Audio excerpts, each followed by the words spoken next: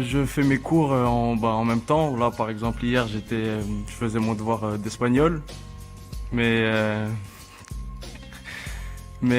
j'essaie de m'organiser. Dès que j'ai du temps, je fais mes devoirs et j'essaie de faire les deux en même temps au mieux possible. D'alterner à la fois l'entraînement l'après-midi et un peu de cours avant la séance. With so much drama in the LBC, it's kinda hard being Snoop D-O double G, but somehow, some way. Hello à tous, ravi de vous retrouver dans la quotidienne. Qu'est-ce qu'on a kiffé cette première en conférence de presse pour Warren Zaïre-Emery, d'une politesse. Déjà, bonjour. Bonjour déjà. Est-ce que Thierry Henry a eu... Bonjour. Il est vraiment sympa ce Warren, même si oui, on en fait peut-être un peu trop. Médiatiquement, je pense que il y en a un peu beaucoup, mais c'est flatteur aussi, donc très content. Hier, par exemple, j'étais avec ma famille et ils m'ont dit que on parle beaucoup de toi et eux-mêmes ils pensent que c'est trop. Donc après moi, personnellement, je sais pas vraiment, donc ça c'est à vous de voir. On n'oublie quand même pas que c'est un lycéen, même s'il n'a pas une vie lambda, il s'en satisfait bien. Ça m'aide aussi à la maison de garder un équilibre.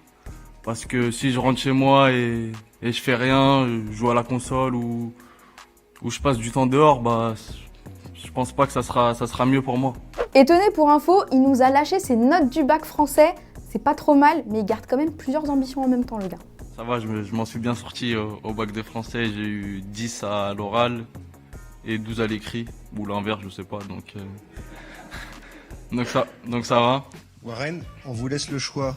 Le bac, une médaille d'or JO ou l'euro et le titre avec l'équipe de France A, vous prenez quoi? Ou vous prenez les trois? Je vais pas essayer de faire deux choix, je vais prendre les trois. Ouais, c'est l'objectif et on verra. Bon, cette conf, c'était super, mais il y a quand même une mauvaise nouvelle en équipe de France au milieu de terrain. Il en fallait bien une. C'est le forfait d'Eduardo Camavinga. Pour le reste de ce rassemblement, blessé lors de l'entraînement du soir, il est victime d'une entorse du genou droit suite à un choc avec Dembouz. Sa période d'indisponibilité reste encore à déterminer via des examens qu'il passera à Madrid. Il a quitté le groupe en fin de matinée. Relevo nous parle d'un forfait jusqu'en janvier au minimum. Où il y a quand même un petit rayon de soleil. C'est un remplaçant qui arrive, l'ami Kefren. Le Niçois qui portera le numéro 6 n'était plus revenu chez les Bleus depuis le mois de mars. Bienvenue de nouveau à lui. Et ça tombe bien parce que France-Gibraltar, ça se passe à l'Alliance Riviera, chez lui, à Nice. Du coup, ils n'ont pas besoin de payer le billet d'avion, c'est pas mal. Il les rejoindra sur place, c'est bénef. Et puisqu'on parle de l'entrejeu, il y a déjà des rumeurs mercato. Fabrice Hawkins nous parle un petit peu du Youssouf Fofana, en nous apprenant qu'il serait pisté par la Juve, le monégasque dont le bail expire en 2025, aurait aussi tapé dans l'œil de Manchester United et du PSG. Alors je vous pose la question du jour, où voyez-vous évoluer Youssouf Fofana? Vous nous dites tout et demain on sélectionnera 2 commentaires. Et tenez, nos joueurs tricolores restent connectés au monde réel. Ils ont pris part à une campagne contre le harcèlement chez les jeunes et dans les écoles. Dans une vidéo, très bon jeu d'acteur de Dédé et de Guy Stéphane. Tous se sont prêtés au jeu. Et parce que c'est bon de rappeler les bases, voici un extrait. Merci les Bleus. Normalement, quand tu vas à l'école, tu y vas avec plaisir. Tu t'amuses, tu rigoles. Bon, tu vas en cours aussi pour apprendre avec tes profs. Et pour passer tes interros. Si tu es victime d'harcèlement, n'aie pas honte, ne garde pas ça pour toi. Il y a même un numéro que tu peux appeler, c'est le 3018. Si tu vois qu'un copain, qu'une copine, qu'un camarade de classe souffre, fais comme nous on ferait en équipe de France. Soutiens-le.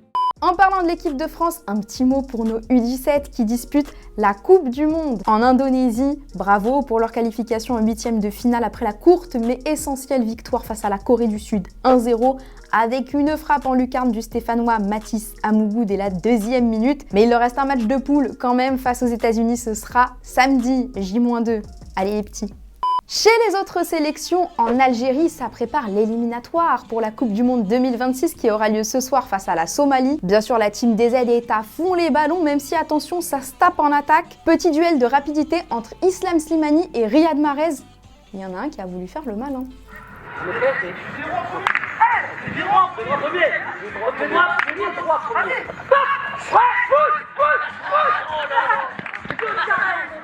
Sans transition, on a des nouvelles de Neymar, opéré avec succès après sa rupture du ligament croisé du genou gauche ainsi que sa déchirure du ménisque. Son chirurgien a annoncé que tout s'était bien passé mais que le processus de rééducation serait lent. Alors il met son temps libre au profit de ses jeunes fans avec beaucoup d'émotion.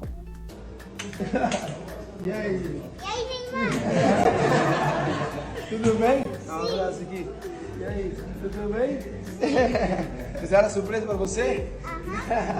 Tudo bem? Et c'est bien parce que ça étouffe légèrement une affaire qui vient de pointer le bout de son nez. Une ancienne employée du Brésilien, elle aussi brésilienne et sans papier, l'attaque au prud'homme pour travail dissimulé dans sa résidence de Bougival. Elle lui réclame plus de 300 000 €. Bonne chance. Dans le même temps, les anciens joueurs, quand même, ils se régalent à la retraite. C'est le cas d'André Chourleux. L'Allemand enchaîne les défis extrêmes depuis qu'il a raccroché les crampons. On l'a vu à la montagne dans la neige, torse nu, alors que sous 10 degrés, moi, je suis en pull doudoune. Hein. Quel courage.